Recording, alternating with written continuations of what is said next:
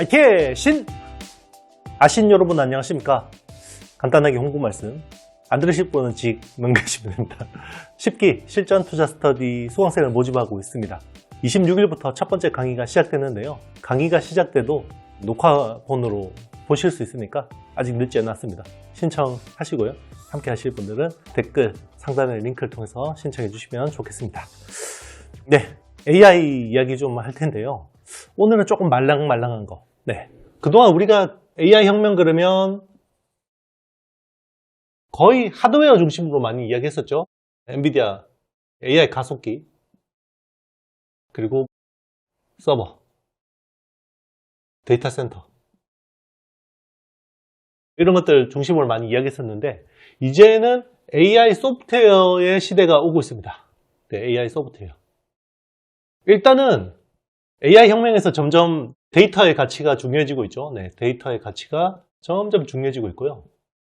왜냐하면 이 컴퓨팅 파워 발전 속도가 워낙 빠르다 보니까 학습할 데이터가 거의 다 이제 소진이 되고 있습니다. 빠르게 소진이 되고 있고, 요거는 2025년이 되면 이게 학습할 데이터가 부족해질 수 있다라는 연구 결과들이 많이 나오고 있죠. 특히 뭐 에포크 AI 같은 데서는 많은 이야기를 하고 있고, 그리고 또 하나의 변수는요, 트럼프의 기환입니다. 트럼프의 기환이 AI 소프트웨어하고 무슨 상관이 있냐? 자, 트럼프는 규제 완화잖아요. 그동안 AI 소프트웨어 쪽으로 아무래도 바이든 행정부 때는 상대적으로 좀 위축이 됐었어요. 왜냐하면 트럼프 행정부 1기 때 대비해서. 왜냐하면 AI의 안전성에 대해서 계속해서 입증을 요구하다 보니까 이게 아무래도 위축될 수밖에 없었거든요. 근데 트럼프 행정부에서 규제 완화 기조가 있으면서 특히나 AI 소프트웨어 쪽으로 캐펙스가 최근에 막 증가하는 흐름들을 보이고 있습니다. 미국 주식시장에서는 사실 이렇게 최근에 주가 흐름들이 움직이고 있죠. 스노우플레이크나 세일즈포스나 뭐 팔로알토.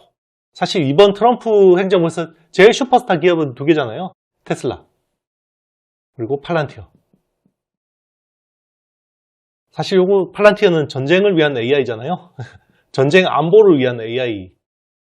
그러니까 아무래도 이게 대해서 이게 점점 더 발전하면 영화 터미네이터의 스카이넷이 이거 아니냐 이런 이야기까지 나올 정도고, 테슬라도 사실 FSD 같은 자율주행차 규제 완화가 정말 절실한 쪽이잖아요. 네, 이런 기업들이 계속 부각이 되고 있고, 그럼으로 인해서 이제 AI 소프트웨어 쪽 투자가 이제 활발해지고 있다 라고 볼 수 있고요. 또 하나 흐름은요, 에이전트 AI입니다. 에이전트 AI는요, 1번, 2번, 3번 할까요? 네, 1번, 2번, 3번. 자, 에이전트 AI는 그동안 우리가 막 B2C 쪽을 많이 봤단 말이에요. 온디바이스 AI가 되면 결국 에이전트 AI. 우리 애플의 이제 시리 같은 것들이 이런 에이전트 AI를 구현할 수 있을 거라고 생각했는데, 결국 이거보다는 B2B 쪽이었어요. 네, B2B 쪽이 좀 더 활발해지고 있고, 그리고 B2G 이쪽이 아무래도 좀 더 투자가 먼저 진행된다 라고 생각하면 될 것 같습니다. 그래서 이런 쪽으로 이제 당장 내년부터 엄청나게 이제 많이 활용이 될 거고, 결국은 이거는 인력 감축이잖아요. 인력 감축. 기업들 입장에서는 인력 감축을 해서 비용을 절감할 수 있는데, 그게 결국 이런 AI 투자 덕분에 가능한 거죠. 이런 AI 투자 덕분에 가능한 거고, 자, 이것 때문에 이제 데이터를 좀 더 이제 잘 정제하고 잘 보완하고 가공하고 협업하고 이런 것들을 잘 할 수 있게 도와주는 툴들이 필요하죠. 네, 그런 제공해주는 회사들이 점점 더 주목받을 수밖에 없고요. 또 하나의 이유는요, 추론 AI의 고도화입니다. 추론이라는 게 점점 더 이제 이번에 오픈 AI에 O1이라는 모델이 나왔잖아요. 요거는 GPT가 아닙니다. 이거 GPT O1으로 잘못 이야기하시는 분들 있는데 GPT 기반이 아니에요. 그러니까 프리트레인드 기반으로 아니고요. 사전에 학습하지 않는 것도 얘는 답변을 할 수 있어요. 대신에 답변의 수준도 굉장히 박사급으로 높긴 한데요. 문제는 시간이 오래 걸립니다. 시간이 오래 걸리고 이제 비용이 비싸다는 거죠. 그래서 이거를 이제 상업화에 대해서는 많은 고민이 있는데, 자, 이런 것들을 고도화하려면 결국 데이터를 잘 정제해주고 고급의 양질의 데이터를 잘 주는 게 되게 중요한 건데요. 그러기 위해서 이런 데이터 관련된 이런 쪽에 투자가 많아질 수밖에 없는 거죠. 네. 그래서 이런 흐름들 사이에서 최근에 이제 많은 기업들이 주목받고 있다. 이렇게 보시면 될 것 같습니다. 예전에는 기업들이 이런 시스템이 필요하고 이러면 직접 다 투자하고 전산실 갖추고 인력 고용하고 이렇게 했잖아요. 요즘에는 비용 효율적으로 하는 게 중요하고, 그리고 이런 막대한 인프라를 기업들이 다 직접 투자하면 비용이 너무 큽니다. 그래서 대부분 클라우드를 많이 쓰고요. 이런 소프트웨어 관련 툴을 제공해주는 업체들 이제 구독으로 많이 쓰죠. 그래서 클라우드 기반은 이제 기본이라고 생각하시면 되고요. 거기서 약간 특장점이 있는 회사들이 굉장히 많은데, 이제 그런 회사들이 계속해서 이제 부각이 되고 있는 겁니다.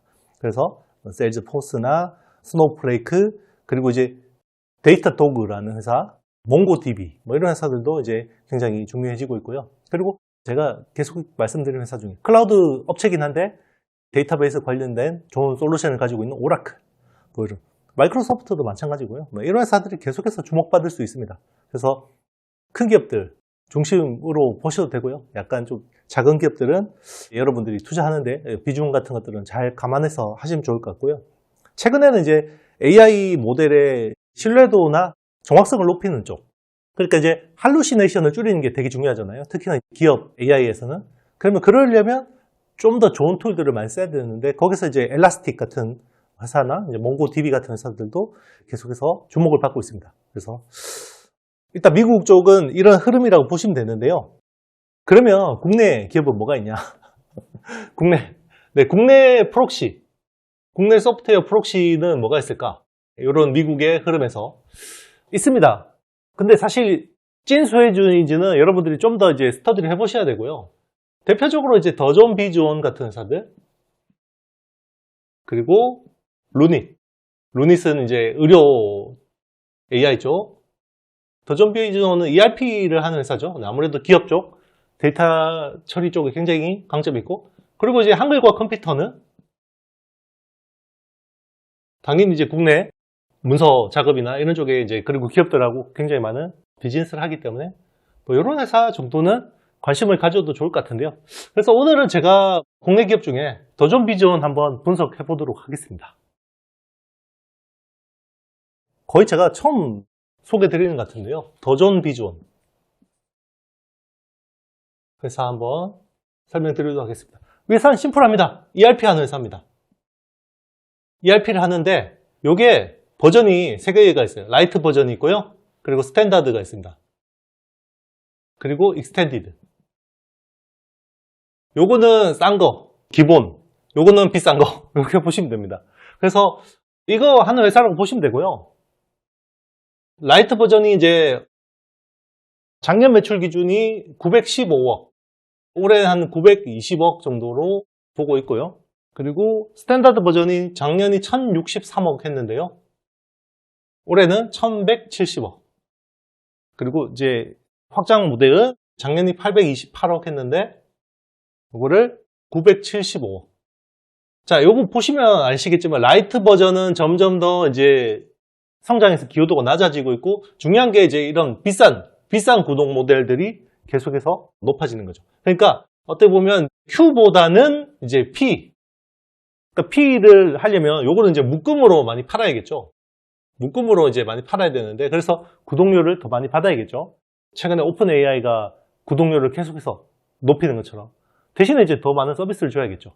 그런 것들을 이제 이 회사가 하려고 하는 겁니다. 그래서 이제 국내 대표 기업용 소프트웨어, 특히 ERP 쪽에 주력으로 하는 회사라고 보시면 되고요. 약간 이제 해외 쪽도 좀 확장하려고 지난 7월에 일본 법인도 셋업을 했습니다. 그래서 아무래도 일본이 아날로그의 사회잖아요. 이제 이런 쪽으로 좀 많이 이제 진출을 하려고 많은 이제 노력을 하고 있고, ERP 쪽에서는 국내 1위라고 보시면 되고요. 그리고 전자세금 계산서, 이쪽에서도 국내 1등이라고 보시면 됩니다. 그래서 이런 회사라고 보시면 되고, 이번 3분기 실적은요. 3분기 실적은 매출 970억에 영업이익은 201억. 이익률이 꽤 좋습니다. 일단 올해 실적 추정치가 보면 매출이 3,930억, 그리고 영업이익은 820억 정도를 추정하고 있습니다. 그리고 내년 전망은요, 매출 4,300억, 그리고 영업이익은 980억. 그러니까 수익성은 굉장히 좋습니다. 대신에 매출 성장률은 조금 아쉽긴 한데요. 근데 이제 계속해서 좀 더 비싼 구독 모델들을 계속 확장하고 있다고 보시면 되는데, 여기서 이제 아마란스 10이라는 서비스가 되게 중요한데요. 요거는 ERP에다가 그룹웨어, 그리고 이제 문서 관리 기능, 이런 것들을 패키지로 제공해 주는 거고, 당연히 이제 올인원 비즈니스 플랫폼이다 보니까 당연히 비싸겠죠. 이쪽을 지금 확대를 하고 있는데요. 이쪽 비중이 2023년만 해도 아마란스 10 비중이 4%밖에 안 됐거든요. 근데 올해는 지금 3분기 기준으로 11%까지 높아졌습니다. 그래서 ASP가 계속해서 올라가는 흐름. 네. 근데 이제 시총은 조금 셉니다. 네, 오늘 날짜 기준으로, 오늘 날짜는 11월 26일 화요일자 기준으로 시총이 2조가 넘었습니다. 그래서 최근에 계속 이제 주가가 많이 오르고 있는 회사인데요. 밸류에이션 매력은 잘 모르겠습니다. 그렇지만 어쨌든 지금 AI 소프트웨어 쪽이 계속해서 핫해지고, 여기서 이제 프록시 시장으로는 약간 이 회사를 많이 주목하는 것은 사실인 것 같습니다. 투자의 판단은 여러분들이 직접 하시는 거 아시죠? 요즘에 하도 시장 분위기가 흉흉해서 제가 국내 기업들 코멘트하기 되게 부담스러운데, 댓글 중에 그래도 공부는 계속 해야 되지 않겠습니까? 대표님, 이런 댓글들이 좀 있었습니다. 그래서 생각해보니까 뭐 틀린 말은 아니더라고요. 그래서 제가 이거 절대 추천드리는 거 아니고요. 여러분들이 이거를 단서를 가지고 공부를 더 하시고 확신이 생기시면 투자를 하시길 바라겠습니다. 투자의 판단은 여러분들이 직접 해주시면 좋겠습니다. 제가 준비한 내용은 여기까지고요. 10기 실전 투자 스터디 관심 있으신 분들은 댓글 상단 링크 통해서 신청해 주시면 좋겠습니다. 사랑해요. 감사해요. 너무 감사합니다. 저는 다음 영상에서 더 좋은 내용으로 찾아뵙도록 하겠습니다. 여러분 안녕.